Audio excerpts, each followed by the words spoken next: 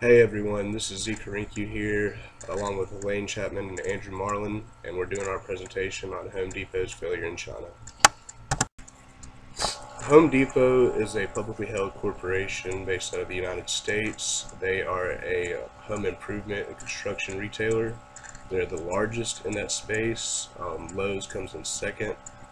Home Depot does have an international base in Canada and Mexico and a little bit in England, and they did for a while in China, as you'll see. Home Depot first entered into China in 2006 after buying the HomeWay, which is sort of a counterpart to Home Depot that just existed in China. The purchase agreement gave them 12 stores in 6 cities. 6 years later, every store was closed.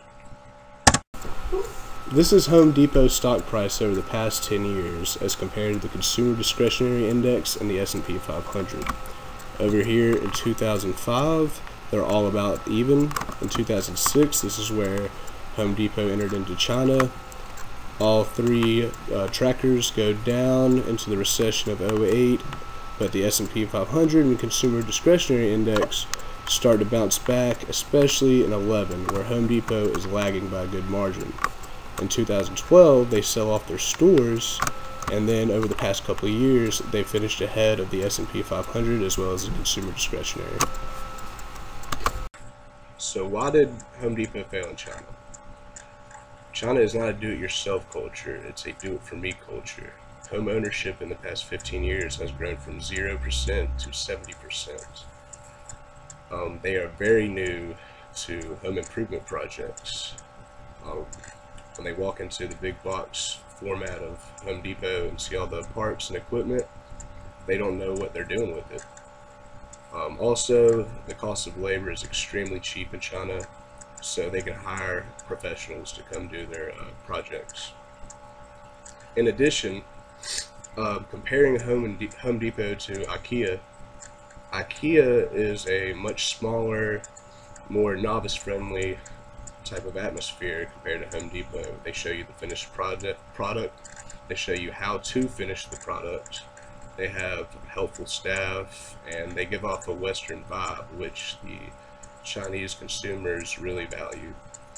And lastly, Home Depot did not value the importance of the women's decision on home decoration and design in China.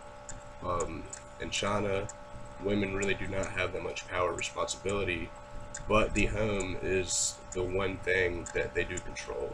The wife makes most of the decisions on where to live, how to design the home, and what goes in the home. And so going back, as I said earlier, home ownership is still kind of a new thing in China. But if a woman walks into a Home Depot and sees all these aisles of equipment and parts, they're not going to know what to do with it. They're just going to walk out and they're going to go to IKEA, where it's a lot more friendly and they can see what they want and how to do it. So Home Depot just did not understand Chinese culture, and I think this is why they ultimately failed.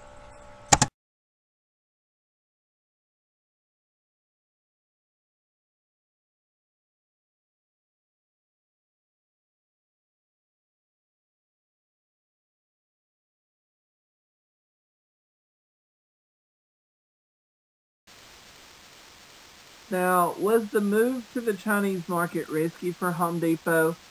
It probably was, based off of the fact that they wasn't able to research as much as they should have.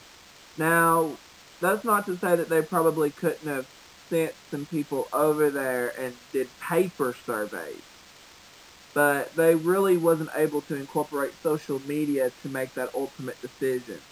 So, if it was you and you had to make this decision, would you have tried to have entered China with knowing that you didn't, or that you may not have had enough information to go on if that was going to be a good idea or not? Now that we've looked at why the Home Depot failed in China and what they could have done in using social media to be more successful, let's look to see if it's a possibility for Home Depot to re-enter the Chinese market at a later date. I believe it is, but it's important that Home Depot refocuses its strategy if they're to re-enter the Chinese market. As the director of EP China Consulting Group states, it's a lack of understanding of the legal and cultural environment that leads to most failures. Home Depot's main problem was not that it had bad products.